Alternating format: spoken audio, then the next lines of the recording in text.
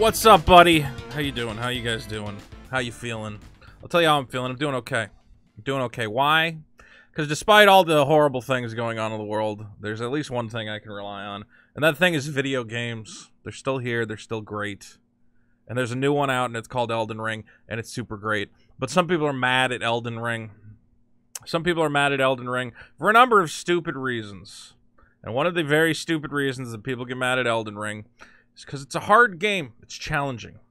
Now, this is something that has been in video games since the inception of the form. You know, you start playing Mario, it's not just a simple walk from left to right. You gotta jump over the enemies, you gotta squash them, you gotta find the coins, get the extra lives. The whole point of a game is that it needs some amount of challenge. But now some of these critics are arguing, well, now that video games have kind of turned into movies, they're interactive story experiences, that we should dumb them down. There should be an option. There should be an easy mode or an assisted mode or the ability to skip challenging boss battles or something else. You know, for those people who just really want to enjoy the story.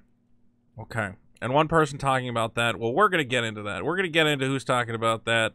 And before we do, don't forget to hit subscribe. Subscribe down in the left. Subscribe to the channel. Not this channel. Not Boss Fight Database. Subscribe to the Veto channel. Join the Veto Nation. And let's see who thinks that video games are not supposed to be challenging. Here's how challenging Dark Souls is. Or Elden Ring. Elden Ring, of course, is a pseudo-sequel to these Dark Souls games, which I'm a big fan of. I've actually been streaming it over on my main channel. And yes, it's very challenging. And here's an example of some of the challenge that I have queued up here. No! Dude, just give me a little bit of fucking space! I don't want you in my life anymore, Grandpa! How did you miss with that fireball? Alright. It's melee time. Get him! Get him! Oh, what nope, am I doing? It is not melee time. It is run the fuck away time. Oh, fucking shit! No! Oh, that was so close. Where the fuck is he? He almost got me right there. Just slow the fuck down for 2 seconds. Spin, spin, get him right here, right here. Simple fire spell. Eat my dick! Fucking yes! Yes! Eat my fucking dick!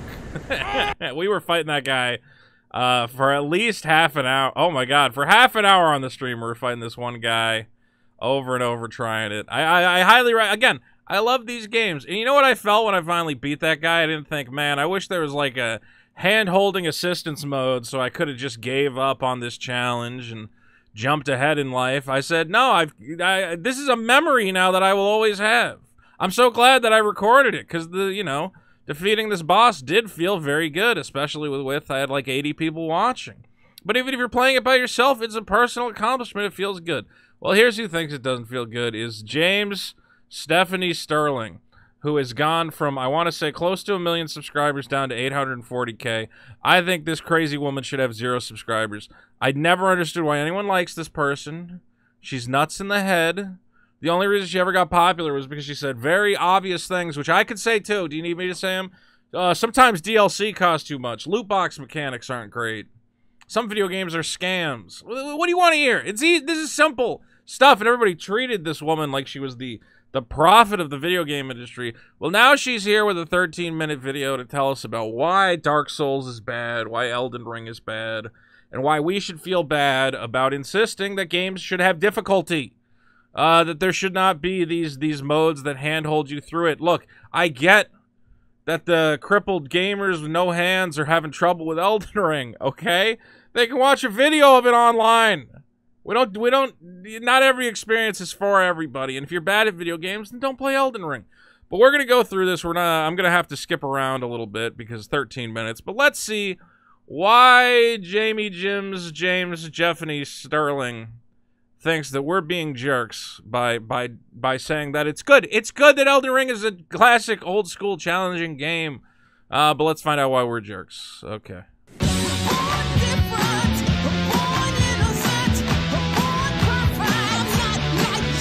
You know, it's funny, I shouldn't interrupt it already, but I'm going to interrupt it. I feel like me and Jim Sterling are two people who, I mean, let's be clear. We've looked very similar, but we've clearly taken, and we're both very passionate about video games. We're both very passionate about comedy and making fun videos. Clearly two paths diverge in a wood and James Stephanie Sterling went in one direction. It's a very profitable direction. This lady's making way more money than I am, but I'm gonna argue I'm happy. I'm happy with the path I chose. That I did not. That I don't look like this clown lady. Let's look at the clown. Am I mean? Is that too mean? She looks insane. Elden Ring has been released, and with it has come a flurry of discourse. Oh God, James Sterling has boobs now. I'm being mean. Don't be mean. Be mean. Let's focus on. I don't know what the fuck. Just go. Just say it. Just whatever. A new From Software game has been unleashed upon the world, and with it has come the same tiresome, dreary, circular discourse that occurs whenever FromSoft offers up its particular blend of challenge, depth, beautiful bleakness, and obfuscating lore. I agree. We've had this discussion already. So why don't we just accept that we never have to have this discussion again? You want video games to be fun little, I don't know, meaningless distractions with no challenge where anybody can just come in and go, I just want to see all the story cutscenes, which you could just watch. If you just want to see the cutscenes, just watch a YouTube video. You have the ability to do that. It doesn't need to be included in the game itself. And everybody else is telling you, bro, it's a challenge. It's a game. Okay? If you want to experience the story and whatever else, that's why we have YouTube now. Go nuts. Why do you want to dumb the game down? But okay. He says we keep having this discussion, but we're going to have it again, so let's have it. Just fuck traditional gamer TM discourse. It's just so fucking puerile. And I've been doing this job for over 10 years and nothing's been resolved. Nothing has changed. Why did I respond to Jason Schreier's tweet? Why did I do it? Why do I do these things to myself? That's all my Okay, so this is why Jim Jam made this video. Is Jason Schreier had a little helpful tip.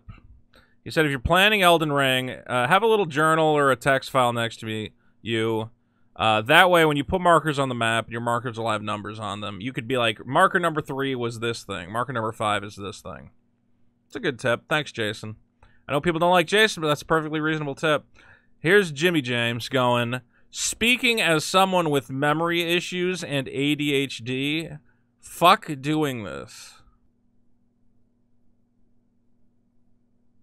Really? Really? Jam. Okay. Look, I get this idea. Memory issues. I forget stuff. ADHD. I probably have a tinge of that. A guy has told you if you put markers on the map, you can make little notes about what's next to the marker, and your reaction is, this is bullshit. What are you even mad? I don't even understand. What are you mad about? Are you saying the game should do this for you? That what is it? What are you mad about? Explain this. Do you explain this? We could have all been just simping over this selfie, but instead everyone's talking about whether you need a notebook for Elden Ring. I shouldn't have done it. I do it to myself. Well, you don't need a notebook. I have markers on the map. Yeah, I'll forget where stuff is, and then I just come back to it. I go, oh, yeah, there's that thing. It's just like, if you really want to remember where stuff is, you can make a little note in a notebook, and it will be helpful. And for some reason, Jim is turning it into an accessibility issue where games don't respect my ADHD. Okay. All right. Jim Jam, what are we talking about here?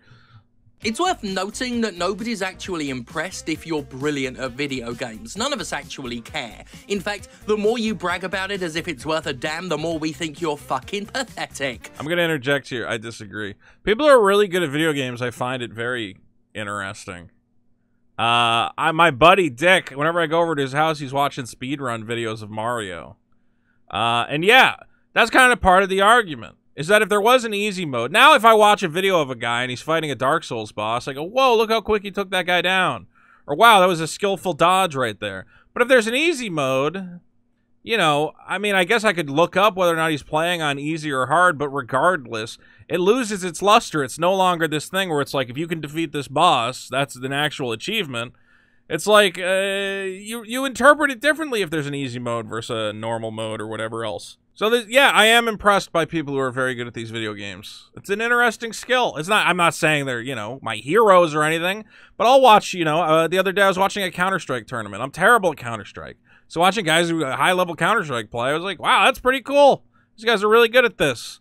So I don't know what Jim's going on about, because I know Jim also probably watches videos of people playing video games competitively or speedrunners or whatever else, and is probably also amazed by certain skills. I think Jimmy James is lying to us here. It's okay to feel accomplished at making your way through a particularly challenging video game, but once you start talking about it as if it makes you better than other people, if you start sneering at those who needed help and bemoaning video games being made more welcoming to newcomers or those with disabilities, you can just go ahead and fuck yourself. Literally. Okay, you guys, you know it's like a joke, Jim, right? When we say get good. Get good is this catchphrase that Dark Souls players say. Or we're like, oh, the game's too hard, well, just get good at it, dude. Nobody actually thinks they're better than anyone because they can beat Dark Souls. I'm pretty good at video games, I'm not the best. And yeah, I think beating Dark Souls is an accomplishment of mine. I go, yeah, I beat Dark Souls, you know, I'm pretty good at video games. But I don't lord it over anyone, and I've never met anyone who has. I don't think there's really... I think this is a myth, the idea of the guy who goes, I've beat every Soulsborne game backwards and, you know, with 0 health and my character was level 10. I don't know, maybe there's 1 or 2 of those guys, but ultimately, this whole video feels like you're attacking a straw man. Let's be clear. There's no debate to be had here. No argument. I could actually provide a litany of reasons why accessibility in a video game is good. I could point you to Laura Kate Dale's Accessibility series. In fact, actually go... Laura Kate Dale's an insane person, and anything she says is probably wrong, but sure. Video games need to put more effort into content and trigger warnings. Okay. All right. Well, that tells you right there that that's a video series I need to see. You know, whenever I'm playing a video game, I go, God, I just wish there was a trigger warning. I can't believe there's no trigger warning in this game. Nonsense. Nonsensical. 90 videos with a total of 16,000 views. What a waste of everyone's time. Let me just say this. Plain as day. The more accessibility options a video game has, the better. And that's just that. That's just the way it is. This isn't a subjective opinion. There is no debate here. It's a stone cold, goddamn, fucking fact. Wrong. Incorrect. Look, if you want accessibility, if you want to say the more accessibility options you can have that don't at all intrude upon the gameplay itself, sure. If you want a colorblind mode where the characters are like colored a little differently to make it easier for people to see, it is true. Last of Us 2 had a lot of stuff like that, or like audio cues for people who are hard of hearing, stuff. Sure. But we're talking about difficulty.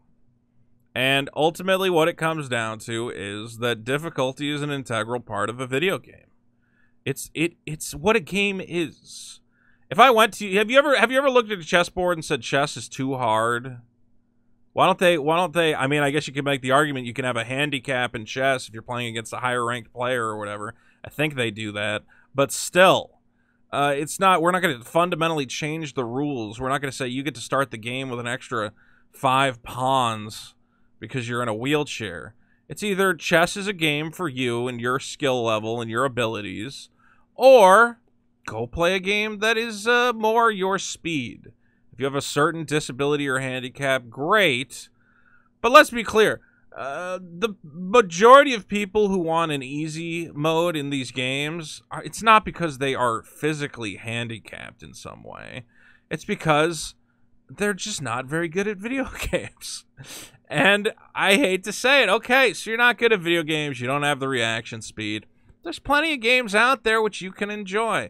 And if you look at Elden Ring, you go, yeah, but it's so interesting, and the lore and the story building. Again, why not just go watch a video of somebody else playing it? I have tons of fun watching lore videos. I mean, there's parts of Dark Souls, and there's some of those Dark Souls games I've never even beaten. I never beat 2. So what I'll do is sometimes I'll queue up a video and I'll look at the secrets or some lore videos or watch a guy fight a boss. And it's a perfectly legitimate way to experience a game if you, A, don't have the time to do it or don't have the skill. But I also don't think, again, it's not like these games are impossible. And especially Elden Ring, which is an open world game. If a challenge is beyond your abilities, you can just go and farm, you know, stupid little goblins and raise your level that way. And eventually you'll be able to take on whatever challenge you want. So this idea that it's objectively good to have an easy mode in games, again, when the purpose of the game, Dark Souls is a series, and Elden Ring as well. All these Soulsborne games, as they call them. The challenge is the experience. The challenge is woven into the gameplay. The gameplay wants you to die. It's part of the narrative. The narrative is that you die over and over. You're this soul who's trapped in this weird sense of limbo where you're constantly dying to these horrible challenges. And I was thinking about this recently where, I mean, it's theorized, and I agree with this theory, that, you know, some of the people you meet along the way who are wretches like you, but they've lost their minds, they've gone hollow, as they say, they've gone insane. Those are all the players who gave up because the game was too difficult. And you walk around and you slaughter them, and you go, I'm the one of these guys who was able to get through the experience and really dig in, learn some skills. And again, most games are very easy these days. So we have one series that is challenging. And I don't know why we lose our minds and we go, well, we have to change that one too. No, why don't we just have this one as the one that is hard? There's some other games that are very hard, but how about this one is just a series that is well known for its difficulty, and we don't need to make videos about why it needs a trigger warning. We can just let the people who enjoy challenge, and if you can't handle it, just find something else. There's a million video games in the world for you to enjoy. Go play Zelda. Go play Mario. There's plenty of games out there that are going to be more your speed.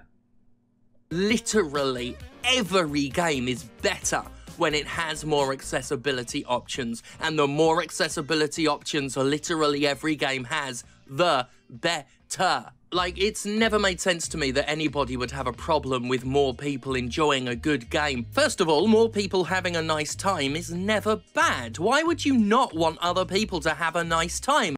Why would you not want, at the highest echelon chess tournament, that anyone can just show up and enter and play against grandmasters? Why would you not want that? More people are having fun. Or, you know, like the NFL. How come we don't just let anybody be an NFL player and they could just take to the field and put on a helmet? It would be more fun for them. It's more accessible. No. That's the point, is that these games carry with them a sense of accomplishment and accolade. Not exactly on par with winning the Super Bowl, but it is a personal accomplishment to beat the game. And it's not an accomplishment if at any point you can just put it on easy mode and get right to the end.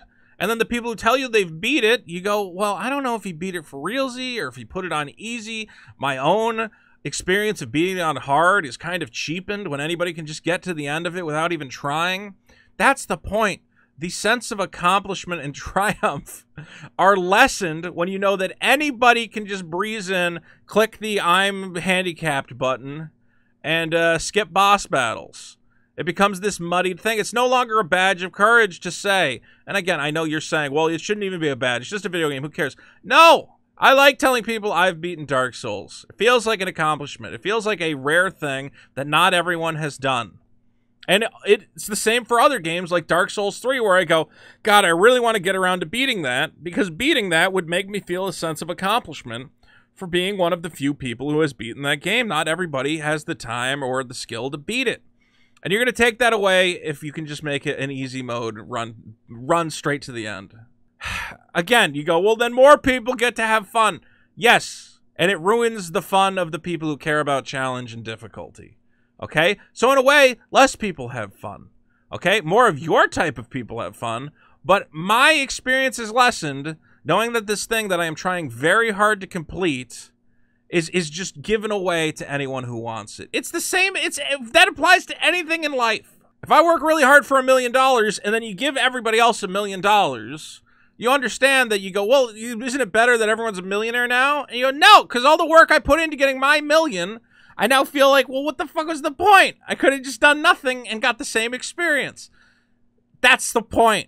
And I realize that's an argument against welfare and a lot of other things, but we're not going to get into the complexities of that. Second of all, if you love these games as much as you claim, surely you want more people to enjoy it. No. The more successful the game is, the more it reaches people, the more money it'll make, the more content will be made available. No, these are all bad arguments. The reason it is making so much money and the reason it's so successful is that people are addicted to the challenge of it. I would argue that making it easier... And they already made it easier for this one. They've made some compromises. But if you strip the difficulty out entirely, that's it. Okay? The appeal of the genre would be gone. You seem to think, well, then more people will buy it and they'll make more of them. No. I think less people would buy it. If, again, there's a lot of games out there that might have, like, very interesting worlds and whatever else, but I just have no desire in playing them because there's no challenge. They're too easy. Plus, the more successful a game is, the more people that it reaches, the happier the developers will be. But that's like arguing that if you made a video game where, again, you just walk from the left side of the screen to the right side of the screen with no enemies or challenge, that would be the most popular video game ever, because then everybody can enjoy it and there's no accessibility barriers. That's the argument you're making. That the best video game would be click the mouse button and you win. See, now more people can play it. Now it's more accessible. Do you understand why this is a very flawed argument you're giving? Making something more accessible does not make it better. It could very easily make the experience less interesting, challenging, and fun. This is a terrible argument that you're making, Jimmy Jim. The only people who would, in fact, have a problem with that are pricks. Gatekeeping, elitist, sad little pricks. That's me. And this is why I decided to make no substantive arguments in favour of accessibility today, because the people who need to hear it explicitly don't want to. They don't care. They're selfish. They only view these games through the single lens of how they want to play it. I heard your argument. It's bad. You said making a game easier means more people will play it, so it'll make more money. You know that's not true. I think you just did not even think that argument through at all. Because on the whole, a lot of these people only know or care about video games. They don't have other interests. If there's one thing Gamergate taught us, with all its gatekeeping, elitism, and hatred of minorities, it's that people with no form of enrichment outside of video games can be right dickheads. When loving video games became mainstream, a lot of people who love only video games didn't feel special anymore. So to the supposed From Software fans, that is some complicated pseudo-intellectual bullshit. That is blowing my mind. So Jim is arguing that gamers used to feel special because not everybody played video games, but now we're really mad because everybody plays video games and we're not special?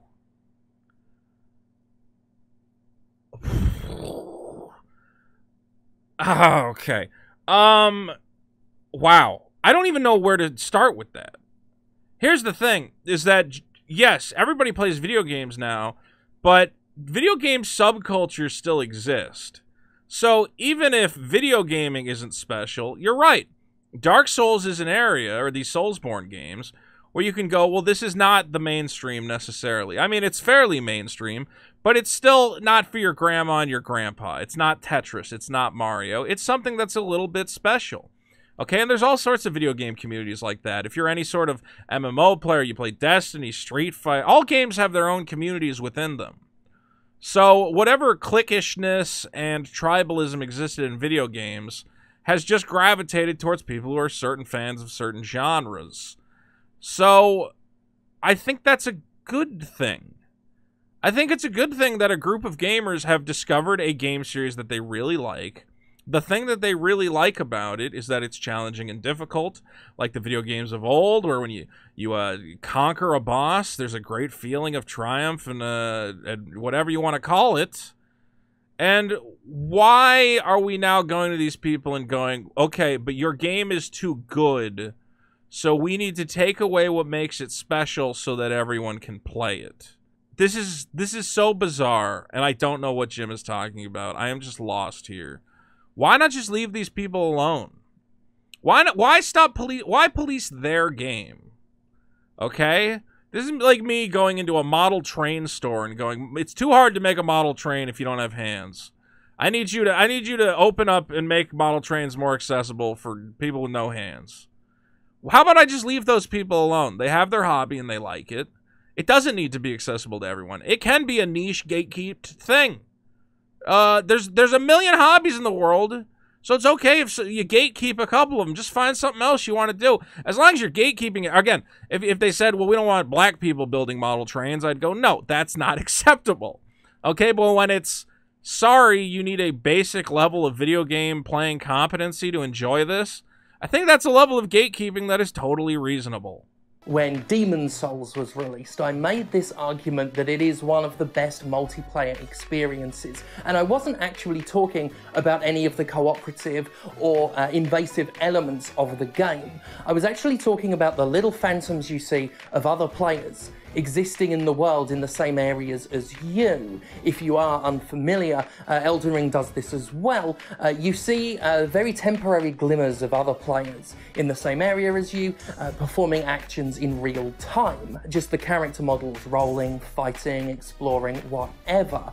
And I absolutely loved that as a concept, because to me, it sent the message that even if you're on your own, you and a whole bunch of other players are suffering together. And that to me was a very crucial point of that. This is nonsense. Jim, if the idea of the game is that we're all suffering together, then what we're suffering from is the punishing difficulty, which you are trying to take away. So if you're saying the game inspires cooperation by the fact that all the players are suffering through the exact same brutal experience, you're arguing against yourself now. You're saying the game's core theme is, well, we're all suffering through it together. Also, it should be easier for some of us. Jimbo, Jimmy James, James Stephanie Stambalan. You lost your mind. I'm done with this video. This is insanity. You have no idea. I don't think you've thought through any of these ideas.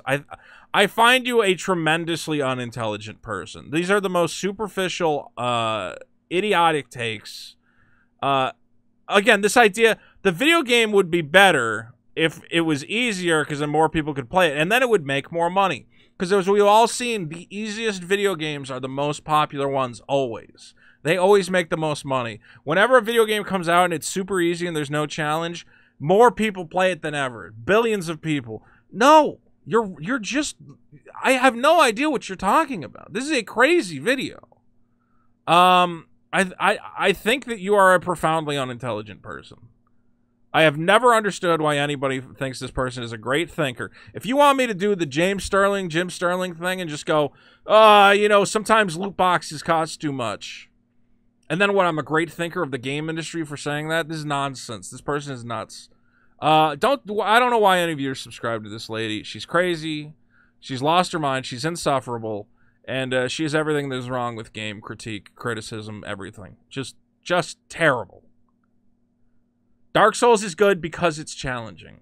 If you take that away, you yourself have admitted right there, you are taking away the one thing that binds all the players together, that we're all in the same experience. You just defeated your own point, you fucking moron. Anyway, that's Jimmy James, Jim, Steffi Stiff Sterling. An alternate reality version of myself where I lost my fucking mind, got long red hair and boobs, and just decided this was my life now. Thank God I escaped from that realm. Guys, I don't know. What do you think?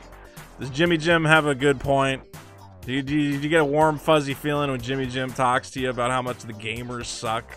How much you suck as a gamer and a Dark Souls fan? Who's watching this? Who is this for? What an obnoxious, horrible person.